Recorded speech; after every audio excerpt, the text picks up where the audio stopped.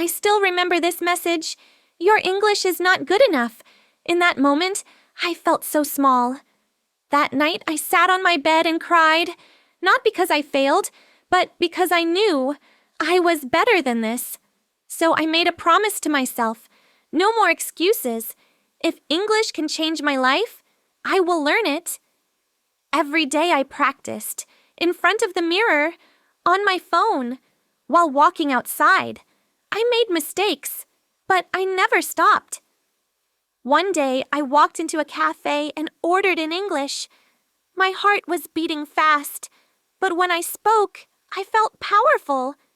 30 days later, I opened my email, and I saw the words I was waiting for.